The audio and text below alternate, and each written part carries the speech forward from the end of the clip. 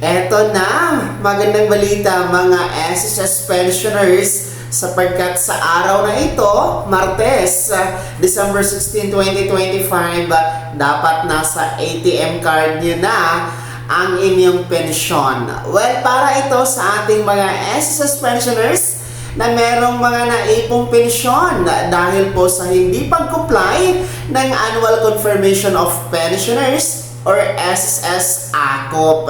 Yes, no, ayon po sa anunsyo ng SSS, kung kayo po ay naputulan ng pensyon dahil sa hindi pag-comply ng ACOP ng mga nagdaang buwan, ibibigay po ng SSS ang lahat ng mga naipong pensyon ninyo, depende kung ilang buwan ang hindi nyo po natanggap. Ngayong araw po yan makikredit sa inyong ATM card, mga ka-vlogs, no? So, whatever kung batch 1 ba kayo, batch 2 kayo, wala na po yung ganyan dahil ito po ay patungkol sa non-compliance of ACOP. So, alinman sa batch 1 or batch 2 kayo, basta mga naputulan ng pensyon, halimbawa noong Agosto, Setyembre, Oktubre, or Nobyembre, lahat ng yan ibibigay po ng SSS sa inyo sa araw na ito.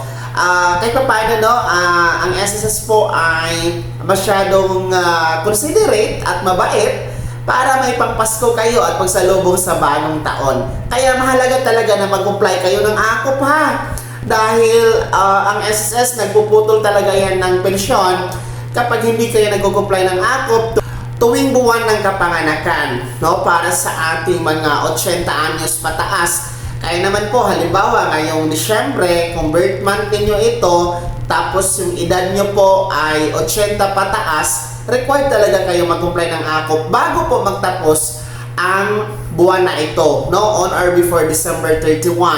Whatever kung anong petsa ng birthday ninyo from December 1 to December 31, nasa Pilipinas ka man o nasa abroad, whether you are a retirement pensioners, total disability, death, or survivor pensioners, kailangan nyo talaga mag-comply ng ACOP, no? Baka kasi wala kayong matanggap na pensyon pagdating po ng Enero or February, no? Kapag hindi kayo nag-comply ng ACOP sa buwan na ito. So, pwede kayong mag-walk-in sa mga branch ng SSS o di kayo naman po, pwede kayong mag-set ng appointment para po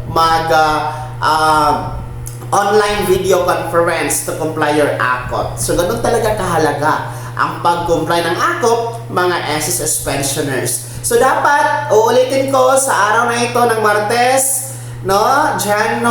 December 16 tayo ngayon, 2025. Dapat nasa ATM card nyo na po, ha, ang inyong mga hindi natanggap na pensyon, mga naipon na pensyon na mga nagdaang buwan, no?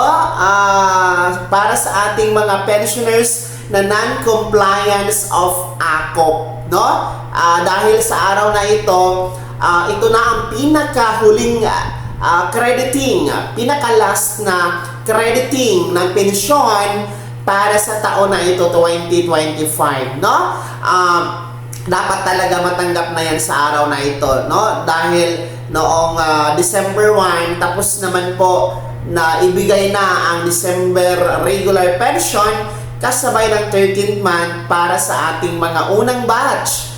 And then noong December 4, na ibigay na din po ang December regular pension, pati 13th month ng ating mga pangalawang batch. Pati sa ating mga naka-lump-sum o mga naka-18 months advance pension, noong December 4 din po na-credit na ang kanilang 13th month. Kaya ito talagang araw na ito, pinaka-last na po ito na crediting para sa mga naipong pensyon ng mga pensyonadong non-compliance of ACOP bago magtapos ang taon 2025. Kaya mga pensioners, mga ka-vlogs, kumusta po? May laman na ba ang inyong ATM card para sa mga meron nga pong naipong pensyon, mga non-compliance of ACOP? May laman na ba ang inyong ATM card? Kung wala pa, no, abangan nyo hanggang mamayang gabi, no? Baka po, depende kasi yan sa bangko. Baka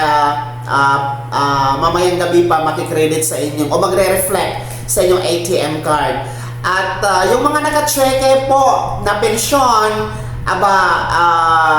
dadaan pa yan sa post office. So mas maiging mag-inquire kayo, puntahan niyo po sa post office na kung saan na po pinadala ni SSS ang inyong cheque, nang sa ganon matrack niyo po, mamonitor ninyo kung ano na po status, kung saan na nga ba ang inyong cheque, para mamonitor ninyo kung kailan darating sa inyo, mga ka-vlogs. At yan po, dapat talaga nasa ATM card nyo na ha sa araw na yan, mga ka-vlogs.